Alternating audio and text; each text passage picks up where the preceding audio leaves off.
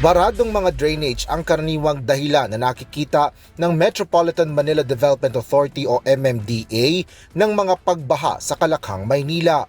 Kasabay ito ng mga nararanasang pag-ulan na nagdudulot ng mga pagbaha sa iba't ibang lugar. Ayon kay MMDA General Manager Undersecretary Nicolas Torre III, agad nilang pinuntahan ang mga flooded area na kanilang nakita sa mga nagdaang araw.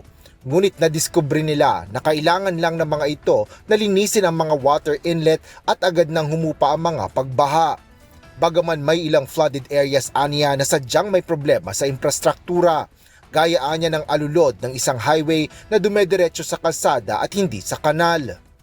Meron kami nakita na ngayon mga bagong mga areas na kailangan i-prioritize natin. May mga infrastructure actually na ang kanyang drainage system ay medyo hindi up to standards. Kaya kinocall namin ang mga concessionaires na involved dyan para i-correct nila ang kanilang mga infrastructure. At surgical ang ating approach.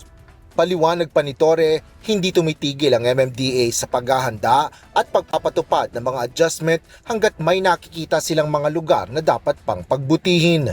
Ang preparation natin sa mga tag-ulan ay nagsimula na noon pang previous months. Ang sinisiguro natin ay malinis at open ang mga estero. Kaya tama nga itong Yes to Ice campaign natin dahil isa yan sa mga nagiging problema talaga natin pag tag-ulan. Ang block na estero at kaya nililinis natin, inaayos natin, pinapalawak at sinisiguro natin na mabilis ang daloy ng tubig. Kaugnay nito, hinimok ng MMDA ang publiko na makilahok sa kanilang programa sa pangongolekta ng mga recyclable material na papalitan nila ng grocery items. Asher Kadapan Jr., UNTV News and Rescue. Diyos ang aming sandigan, serbisyo publiko ang aming pinahahalagahan.